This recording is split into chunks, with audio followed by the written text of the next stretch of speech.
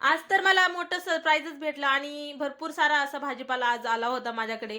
सकाळी सगळी कामे उरकल्यानंतर मला अचानक कॉल आला नाना-नानींचा. नाना-नानी म्हणजे माझे सासू-सासरे. ते दोघे निघाले होते माझ्या जाऊबाईंकडे जाण्यासाठी आणि आई-वडील येत होते हॉस्पिटलला. त्याच्यामुळं दोघांची एंट्री सोबतच झाली. नाना-नानी घरात आले आणि पाणी पितात लगेच आई-वडिलांची एंट्री झाली. या चौघांचा मी पाहुणचार केला आणि त्यानंतर या मुलांची अशी मस्ती काही चालू होती.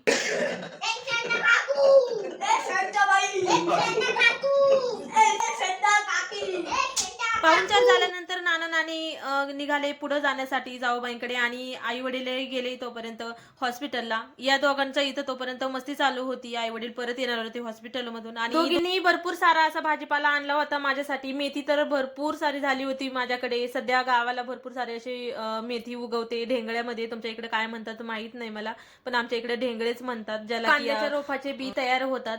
आईनी आळूची पानं, कढीपत्ता आणि भरपूर सारे मिरची घेऊन आलेली होती आणि मेथी पण भरपूर सारी झाली होती माझ्याकडे. पालक वगैरे भरपूर काही काही काय आणलं होतं दोघींनी.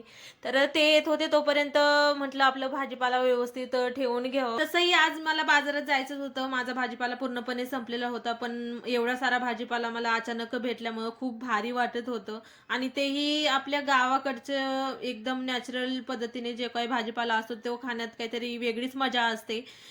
सगळं काही मी असं व्यवस्थित भरण्यासाठी घेतलं. दोघींनी मेथी मला आयती निसून आणून दिली होती, त्याच्यामुळं खूप भारी वाटत होतं. ते खूप किचकट काम असतं मेथीची भाजी निसणं म्हणजे.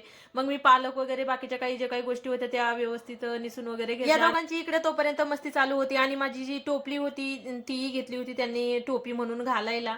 त्यानंतर हॉस्पिटलमधून आई वडील आले आणि त्यांच्यासाठी मी छान असे पोहे वगैरे बनवले आणि त्यानंतर ते घरी गेले. असा होता माझा आजचा दिवस.